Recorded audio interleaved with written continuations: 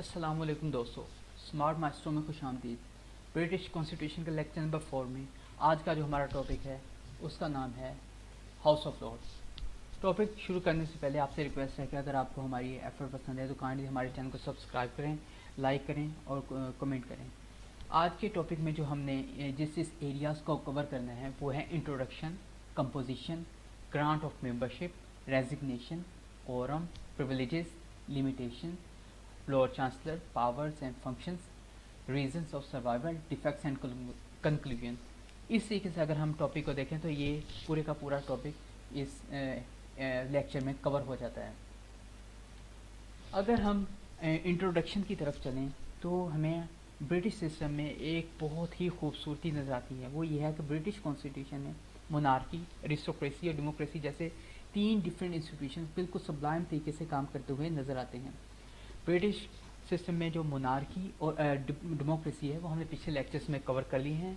आज के लेक्चर में हम हाउस ऑफ लॉर्ड को डिस्कस करेंगे। हाउस ऑफ लॉर्ड के इंट्रोडक्शन में सबसे इम्पोर्टेंट बात यह है, ये परमानेंट हाउस है और ये बेस करता है एरिस्टोक्रेसी के ऊपर। अगर हम पार्लियामेंट्री डेमोक्रेसी में देखें तो हमें बाइकैमरल लेजिस्लेचर सिस्टम नज़र आता है।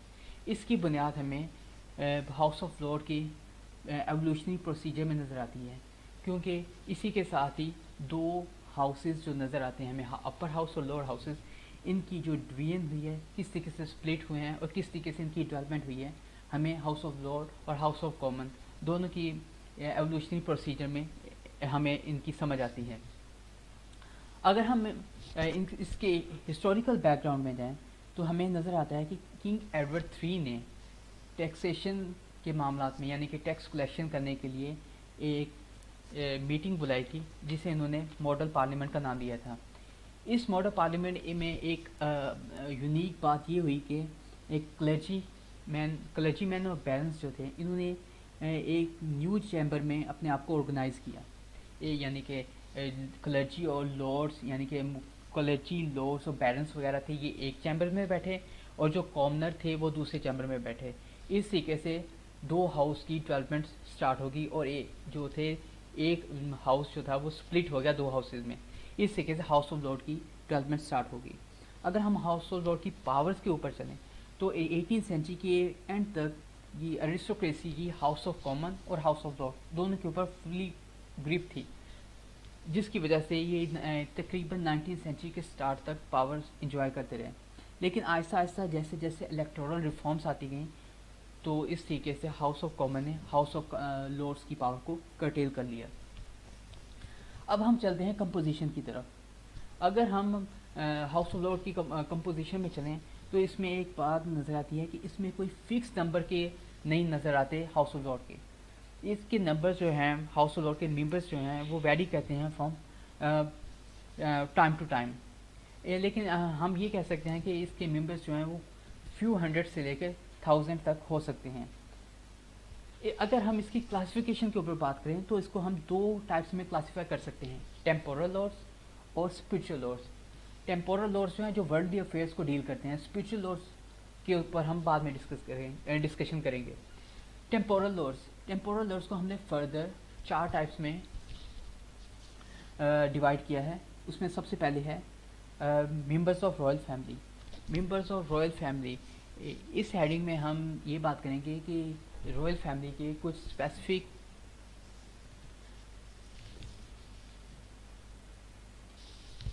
रॉयल फैमिली के सब मेंबर्स को हाउस ऑफ लॉर्ड में मेंबरशिप नहीं दी जाती। रॉयल फैमिली के कुछ मेंबर्स जो स्पेसिफिक एज को और स्पेसिफिक एरियाज़ को कवर करते हैं उन्हें फिर हाउस ऑफ लॉर्ड की मेंबरशिप दी जाती है। इस तरीके से और ये ज़्यादा हमें हाउस ऑफ लॉर्ड में एक्टिव नज़र नहीं आते।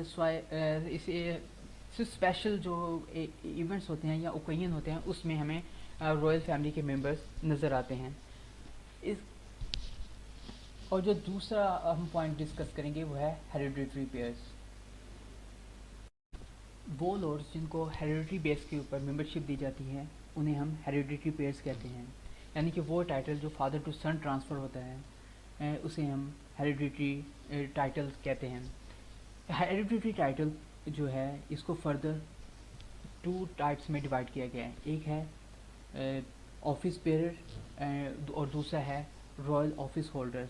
1999 کے بعد گورنمنٹ نے ایک بل انٹروڈیوس کیا جس میں ان ٹائپس کو ابولش کیا گیا۔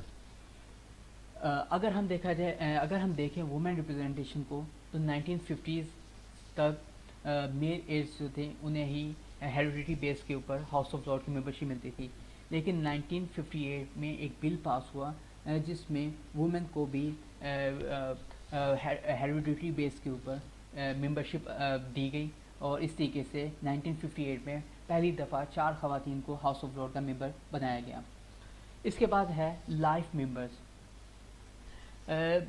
1950s اور تک تقریباً جتنے بھی ممبر تھے وہ ہیریڈیٹری بیس کے اوپر ارسٹوکریٹ تھے، لیکن 1958 میں پیج ایکٹ آف 1958 انٹروڈیوس کیا گیا جس میں انٹلیکچوئلس اور پروفیشنل جو تھے ان کو ان کی نیشن کے لیے انہوں نے جو سروسز پرووائڈ کی تھی ان کو ریکوگنائز کرنے کے لیے ہاؤس آف لارڈ کی ممبرشپ دی گئی، تاکہ ان کے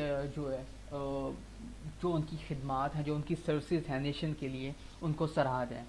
اس کے بعد جو تیسرا بڑا امپورٹنٹ ٹائپ ہے وہ ہے اسکاٹش ممبرس۔ 1940s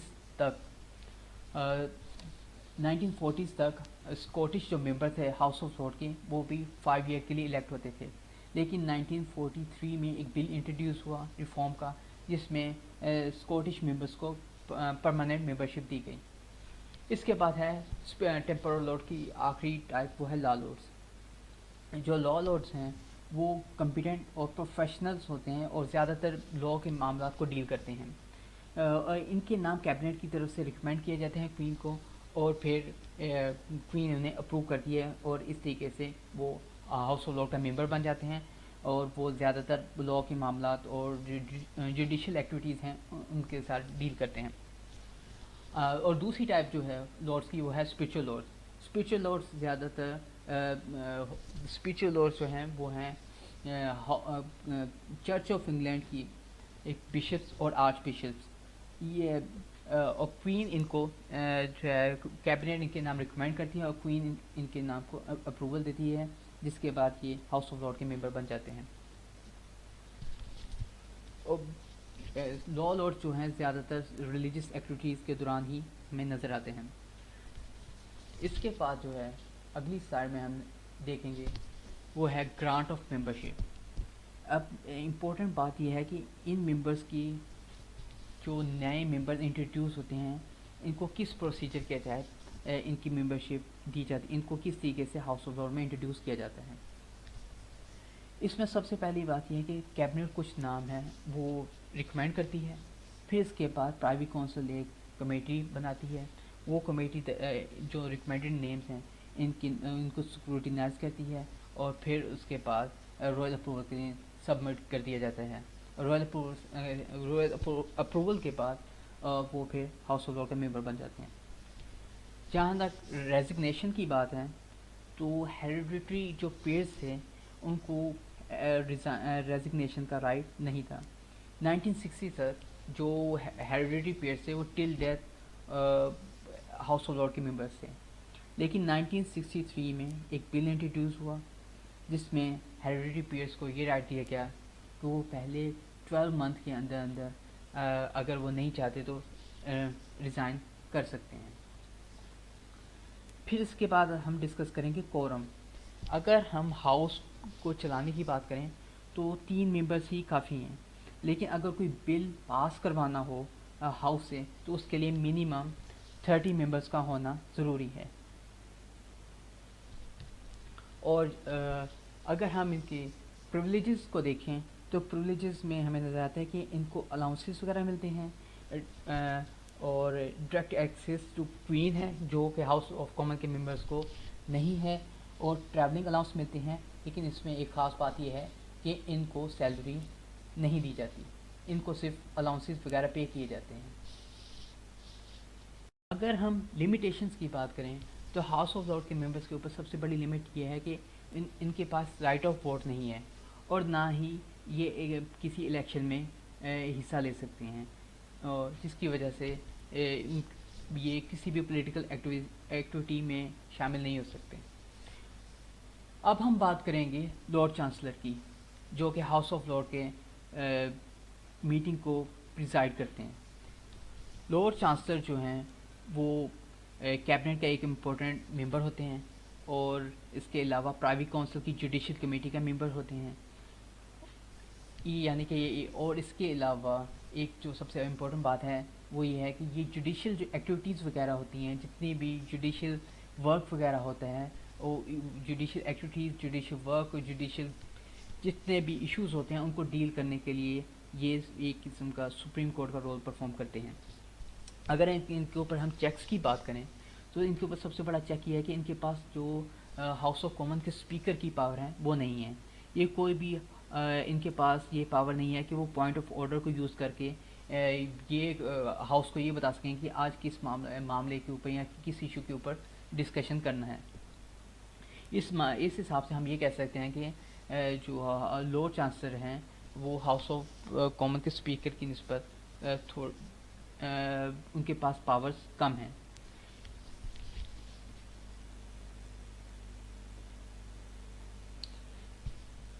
اگر ہم ان کے overall House of Lords کی پاور کی بات کریں تو ہم اس کو 3 حصوں میں ڈیوائڈ کریں گے: لیجسلیشن، فائنینشیل لیجسلیشن اور جوڈیشل پاور۔ لیجسلیشن، اگر ہم 1911 سے پہلے دیکھیں تو ہاؤس آف لارڈ کے پاس وہی پاور تھیں جو ہاؤس آف کامن کے پاس تھیں، لیکن جیسے جیسے پولیٹیکل ریفارمز انٹروڈیوس ہوتی گئیں، ہاؤس آف کامن اسٹرانگ ہوتا گیا، تو ہاؤس آف لارڈ کی پاور کو کرٹیل کرنا، ہاؤس آف کامن نے ہاؤس آف لارڈ کی پاور کو کرٹیل کرنا شروع کر دیا۔ 19 سینچری کے سٹارٹ میں جب لیبر پارٹی کی گورنمنٹ آئی تو انہوں نے بہت ساری ریفارمز انٹروڈیوس کی، جس کی وجہ سے ہاؤس آف لارڈ نے کوشش کی کہ ان کی ریفارمز کو کے اندر ہرڈلز کریٹ کی جائیں۔ تو اس معاملات کو ختم کرنے کے لیے 1911 میں ایک بل پاس ہوا جس کے تحت ہاؤس آف لارڈ کی پاورز کو کم کیا گیا۔ اس بل کی سب سے خاص بات یہ تھی کہ اگر ہاؤس آف کامن میں کوئی بل پاس ہوتا ہے اور وہ 3 کنزیکٹیو سیشن میں بل پاس ہوتا ہے اور ہاؤس آف لارڈ اسے ریجیکٹ کر دیتے ہیں تو وہ رائل اسمبلی کے لیے بھیج دیا جائے گا، پھر ہاؤس آف لارڈ کی یعنی کہ اسینٹ ضروری نہیں ہے۔ اور دوسری اس میں خاص بات یہ تھی کہ اگر سیکنڈ ریڈنگ، فرسٹ سیشن کی سیکنڈ ریڈنگ اور تھرڈ سیشن کی تھرڈ ریڈنگ کے درمیان 2 سال کا گیپ آ جائے تو پھر ہاؤس آف لارڈ کی ایسنٹ کی ضرورت نہیں ہے، بلز ڈائریکٹلی کوئین کے پاس بھیج دیا جائے گا اور کوئین کی اپروول کے بعد وہ بل پاس ہو جائے گا۔ اس طریقے سے ہاؤس آف لارڈ کی پاور کو کافی کم کر دیا گیا۔ آگے 1949 میں یہ جو ٹائم فریم تھا یہ کم کر کے 1 سال کر دیا گیا۔ اس طریقے سے ٹوٹلی ہاؤس آف لارڈ کی پاور کو کنٹرول کر لیا گیا۔ اس میں دوسری جو پاور ہے وہ ہے فائنینشیل لیجسلیشن۔ 1911 سے پہلے منی بل جو تھے وہ تقریباً ہاؤس آف لارڈ جو تھے وہ اسے اس کے لیے ہرڈل کریٹ کر سکتے تھے، یعنی کہ ان کی اپروول ضروری تھی۔ لیکن 1911 میں جو ریفارم انٹروڈیوس ہوئی اس میں یہ کہا گیا کہ اگر ہاؤس آف کامن کوئی منی بل پاس کرتا ہے اور ہاؤس آف لارڈ 1 مہینے کے اندر اندر اس کی اپروول نہیں دیتی تو وہ بل خود بخود کوئین کی اپروول کے لیے چلا جائے گا۔ تیسری جو پاور ہے وہ ہے جوڈیشل پاور۔ جتنی بھی جو ہاؤس آف لارڈ ہے وہ کورٹ آف اپیل کا کام کرتا ہے، جوڈیشل پاور جو ہے وہ لا لارڈز ایکسرسائز کرتے ہیں، اور اگر کسی بھی ہاؤس آف لارڈ کے ممبر کو امپیچ کرنا ہو تو اس کی ٹرائلز وغیرہ جو ہیں وہ ہاؤس آف لارڈ خود کرتا ہے۔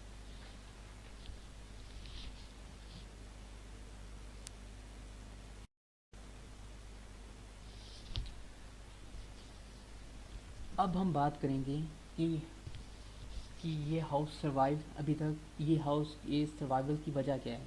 اس میں سب سے بڑی وجہ ہے افیکٹو ڈیلیبریشن۔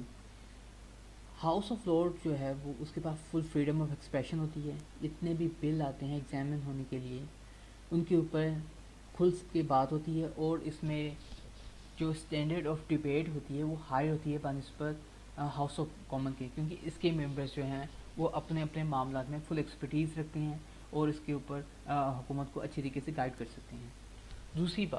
دوسرا جو پوائنٹ ہے وہ ہے پارٹیسپیشن آف ٹیلنٹڈ پرسنس.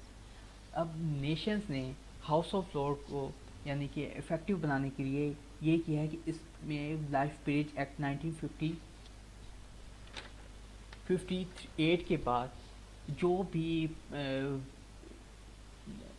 بھی پروفیشنلز کمپیٹنٹ پرسن تھے انہیں ہاؤس آف لارڈ کا ممبر بنا دیا گیا.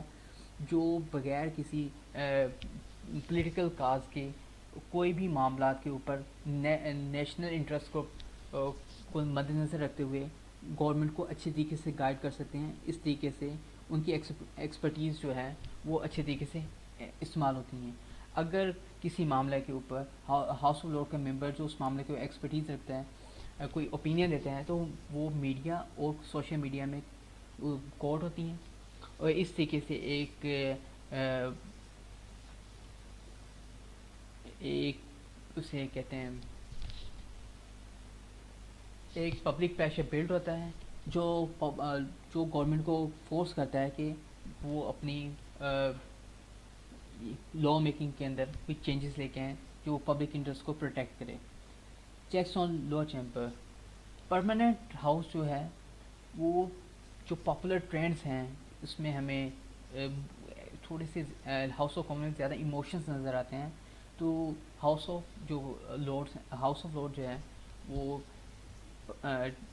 اس کو جو ایموشنز ہیں اس کو ٹیمپریٹ کرتا ہے اور ماڈریشن کی طرف لے کے جاتا ہے جو کہ ڈیموکریسی کے لیے بہت زیادہ ضروری ہے.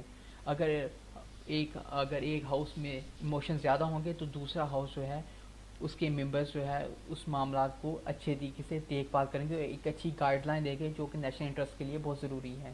ایموشنز کی میں جو فیصلے کیے جاتے ہیں وہ اکثر غلط ہوتے ہیں. اس طریقے سے ہاؤس آف لارڈ کے جو ممبر ہیں وہ ایک بہت امپورٹنٹ رول پرفارم کرتے ہیں نیشن بلڈنگ میں, نیشنل انٹرسٹ کے لیے اور پبلک اوپینین بنانے کے لیے, جو آگے گورنمنٹ کو فورس کرتا ہے کہ وہ اپنی پالیسیز کو اچھے طریقے سے نیشنل انٹرسٹ کو پروٹیکٹ کرنے کے لیے بنائے, بنسبت کے اپنے انٹرسٹ کو پروٹیکٹ کرنے کے لیے پالیسیز بنائیں. اگر ہم اس کے ڈیفیکٹس میں جائیں تو ہمیں 2 ڈیفیکٹس نظر آتے ہیں. Hereditary principal. اس میں جیسے کہ ہم دیکھتے ہیں کہ آج کل کمپٹیشن بہت زیادہ بڑھ گیا ہے تو ہیریڈیٹری پرنسپل کی اب ہمیں ضرورت نظر نہیں آتی, کیونکہ اگر کوئی ہارڈ ورکر پرسن ہے, ہارڈ ورکر لارڈ ہے, تو اس کا مطلب یہ نہیں ہے کہ اس کا بیٹا بھی وہ کمپیٹنٹ اور ورتھ فائل ہوگا اس ہاؤس آف لارڈ کی ممبرشپ کے لیے. دوسرا ڈیفیکٹ یہ ہے کہ ہاؤس آف لارڈ انڈیموکریٹک ہے. ماڈرن ٹائم میں ہیومن ایکوالٹی اور کمپٹیشن پر زور دیا جاتا ہے, جبکہ ہاؤس آف لارڈ ایک ایرسٹوکریٹ ہاؤس کے طور پر جانا جاتا ہے. اس کی وجہ سے کچھ کریٹک نے اس کے اوپر کوشچن اٹھایا کہ آج کل کے دور کی جو ریکوائرمنٹ ہے وہ ہاؤس آف لارڈ پورا نہیں کرتا. اور آخری ہیڈنگ ہے وہ ہے کنکلوژن. اگر ہم دیکھیں تو ہمیں نظر آئے گا کہ کئی صدیوں سے ہاؤس آف لارڈ نیشن کو سرو کرتا آ رہا ہے, اور انگلش مین کے اگر ہم کنزرویٹو نیچر کو دیکھیں تو ہمیں نظر آئے گا کہ انہیں اپنے انسٹیٹیوشنز پہ بہت زیادہ پراؤڈ ہے اور وہ اپنے انسٹیٹیوشن سے بہت زیادہ پیار کرتے ہیں. وہ اپنے انسٹیٹیوشن کو اسپیشلی ہاؤس آف لارڈ کو ختم کرنا نہیں چاہیں گے, لیکن اگر کوئی فردر ریفارم کی ضرورت ہوئی اسپیشل آرگنائزیشن میں تو اس کو ضرور ایکسیپٹ کریں گے. ایک خاص بات جو ہاؤس آف لارڈ کے پاس ہے وہ یہ ہے کہ کوئین جو پارلیمنٹ میں اپنی اسپیچ کرتی ہیں وہ ہاؤس آف لارڈ میں ہی کرتی ہیں, اور ہاؤس آف کامن کے پاس یہ اعزاز نہیں ہے. تو دوستو یہ تھا آج کا ہمارا لیکچر. اگر آپ کو ہماری ویڈیو پسند آئی ہے تو کائنڈلی ہمارے چینل کو سبسکرائب کریں, ہماری ویڈیو کو لائک کریں اور کمنٹ کریں. شکریہ.